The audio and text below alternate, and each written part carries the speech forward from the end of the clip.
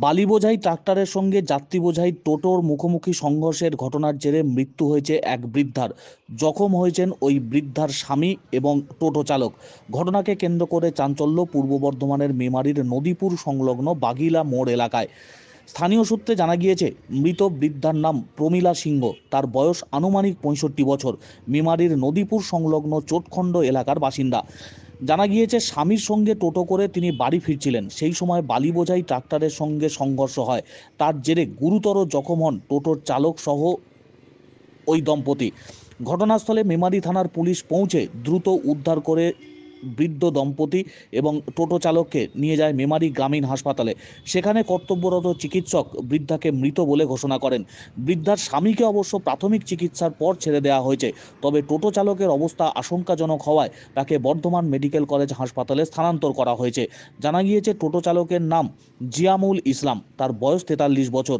ময়না এলাকায় তার বাড়ি। ঘটনার জেরে বেশ কিছুক্ষণ যানবাহন চলাচল ব্যাহত হয় রাস্তায়। পরবর্তী সময়ে পুলিশের হস্তক্ষেপে নিয়ন্ত্রণে আসে পরিস্থিতি।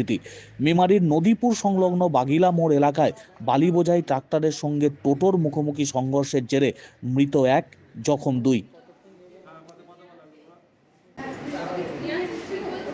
হয়েছে বলতে বাঁকুড়া থেকে একটা টোটো আসছিল, একটা মহিলা ছিল আর 2-3টে পুরুষ মানুষ ছিল। তো যখন একটা বালির গাড়ি আসছিল ওই পাল্লা থেকে এই দিক থেকে, তো যখন আসছে আর টোটোটাকে এসে মারলো। আর একটা পাশে টোটো দাঁড়িয়ে ছিল, সেই টোটোটাও ছিটকে গেল। আর সেই টোটোতে যে প্যাসেঞ্জার ছিল একটা মহিলার পুরো এইখান থেকে 2 খণ্ড হয়ে গেল। 2 খণ্ড হয়ে রাস্তায় হয়ে গেল। তারপরে পুলিশের গাড়ি এলো, বালির গাড়িতে এখানে আটক করেছে। বাকি সব পুলিশরা উদ্ধার করে সব নিয়ে গেল অ্যাম্বুলেন্স করে। 3-4 জন ছিল। আচ্ছা, 3-4 জন ছিল। একটা মহিলা পুরো ডেড, একদম মাঝখান থেকে কেটে গেছে।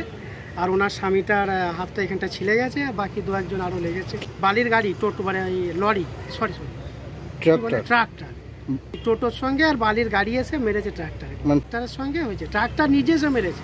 এটা হচ্ছে ওই বাগিলার মোড়।